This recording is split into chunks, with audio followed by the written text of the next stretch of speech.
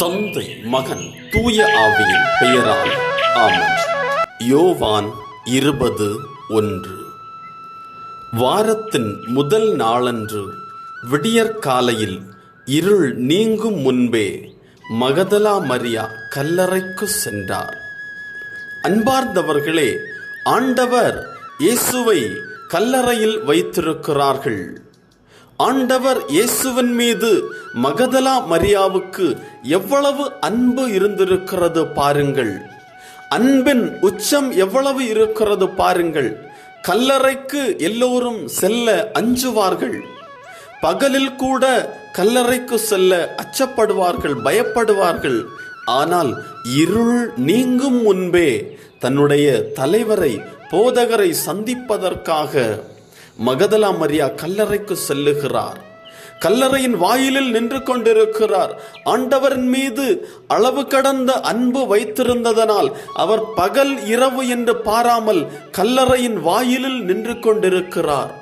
ஆண்டவர் மீது மகதலா மரியா வைத்திருக்கின்ற அன்பு எவ்வளவு உயர்ந்ததாயிருக்கிறது அன்பார்ந்தவர்களே. ஆண்டவர் மீது யார் அன்பு வைத்திருக்கிறார்களோ, யார் அதிகமான பற்று வைத்திருக்கிறார்களோ, அவர்கள் ஆண்டவருக்கென்று அனைத்தையும் இழக்கிறார்கள். தன்னுடைய தூக்கத்தை இழந்து கொடுக்கிறார்கள்.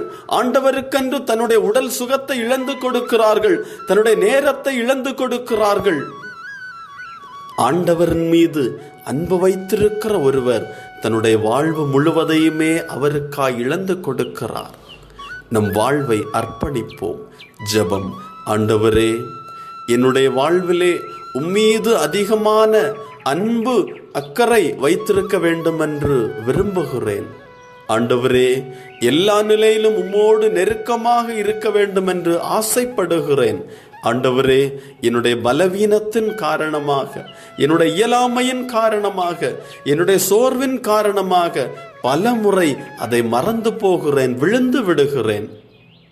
அப்பா, நீரே என்னுடைய இதயத்திற்கு, உள்ளத்திற்கு, மனதிற்கு ஆறுதல் தருவீராக, தைரியத்தை கொடுப்பீராக. மகதலா மரியாவை போன்று என்னுடைய வாழ்வையும் உள்ளத்தையும் மனதையும் திடப்படுத்துவீராக.